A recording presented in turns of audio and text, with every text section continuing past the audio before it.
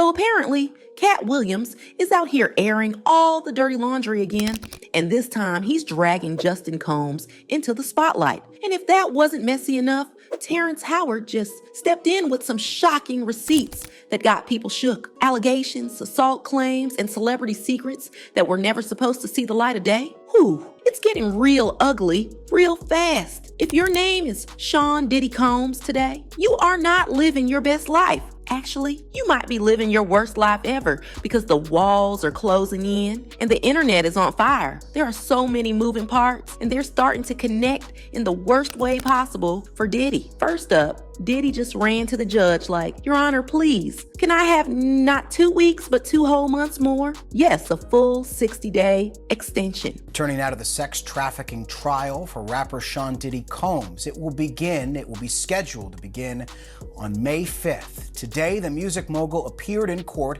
asking for a 2-month. Now that alone might not sound scandalous, but once you look at the timing and the context, it starts making sense and not in a good way. Some folks are speculating that this delay has a lot to do with Cassie. If the trial stays on schedule and goes forward in May, she could be testifying while very pregnant, which might tug on the jury's emotions. But if they manage to push it to August or September, the baby will be born, and that visual sympathy might not hit the same way. But honestly, that might just be the surface level strategy, because once you dig a little deeper, it becomes clear that this extension might also have something to do with what's been bubbling in the background, and now it's starting to explode in the forefront. Enter Little Road. Now, if you remember, he's the former producer who dropped that lawsuit that had people side-eyeing at first until the receipts started rolling in. Well, now that 2022 studio shooting he mentioned in his claims is back in the headlines, and it's giving criminal cover-up vibes. According to Rod, he was asleep in the kitchen area at Chalice Recording Studio in LA when gunshots rang out. He says he ran into the main room and found a man known only as G bleeding out in the bathroom. And right before the shots, Rod says Diddy and his son Justin were there. When Rod got to the scene, they were already gone. And this isn't just a wild story. Rod claims he physically carried the bleeding man outside, kept him conscious, and even took time-stamped photos showing blood all over the studio. It wasn't just a scuffle, it was a crime scene. But when the official LAPD report came out, things got real suspicious. According to USA Today, the department filed an 18-page incident report that completely ignores the shooting inside the studio. No mention of Diddy, no mention of Justin. Their version suggests the whole thing happened outside and may have been part of a robbery.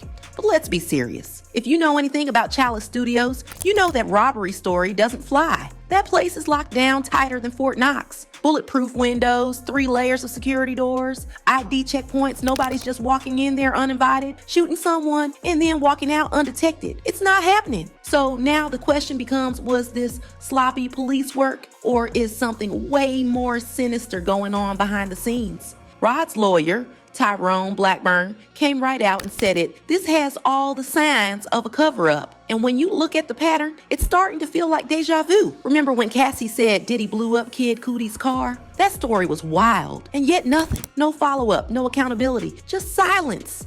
And when you mix in the rumors of Diddy paying out hush money, like that alleged $100,000 to keep hotel footage quiet, the pattern becomes harder to ignore. These aren't isolated incidents. They're part of a growing narrative that Diddy's been protected, enabled, or both. And while this part might not be directly tied to the studio shooting, let's talk about the names that are popping back up because of it. People are revisiting old interviews from Katt Williams and Terrence Howard, and suddenly they don't feel so random anymore. Katt's been calling out shady industry behavior for years, and folks are starting to wonder, was he dropping hints about Diddy all along? And then there's Terrence, who's worked out of Chalice Studios before. His name keeps popping up in online forums and speculative threads. Is it a coincidence? Maybe. But in the court of public opinion, people are looking at everyone with a side eye. So at this point, it doesn't just feel like a messy lawsuit. It's starting to look like Little Rod's claims could be the thread that unravels an entire web of violence, secrets, and silent enablers in Diddy's world. Right now, Diddy is fighting on every front: federal raids, civil lawsuits, criminal rumors, and this studio shooting that refuses to fade into the background. And And while his legal team is stalling for more time, the public is putting the pieces together with every new leak and every old story that suddenly starts to make sense. Now, if you thought the Little Rod situation was messy, wait till you hear what Terrence Howard just said on the PBD podcast. Needless to say, he laid it all out. Be his acting coach for a while. Go there and he's sitting around just looking. I'm like, okay, what's the material you want to work on? He's just looking at me. Then next thing you know, okay, hey, will you help me? I want to hear your music. So I come over there and I play the music. And he's sitting there just looking at me, like waiting. Okay. So then my assistant was like, he wants to hang out with you next week. And I was like, for what? He's like, I think he's trying to fuck you.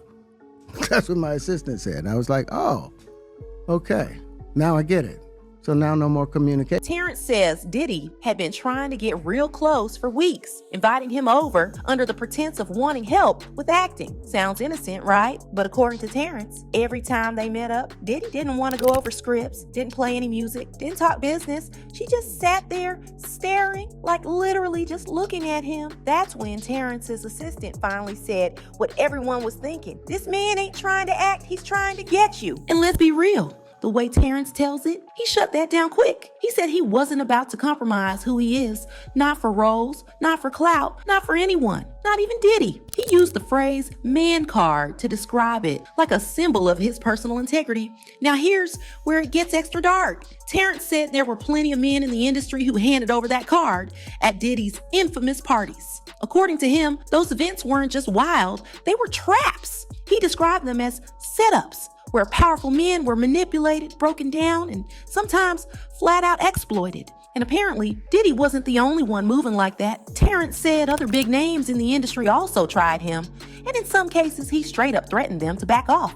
But standing his ground like that, he says it came at a cost. Roles dried up, phones stopped ringing, and the opportunities he did get, let's just say the energy behind them felt different.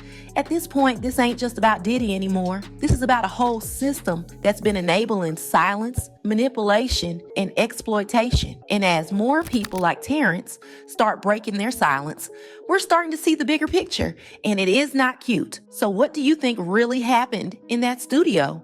Is Rod pulling back the curtain on something bigger? Or is this all just a wild ride through messy Hollywood drama? Let us know about it down below.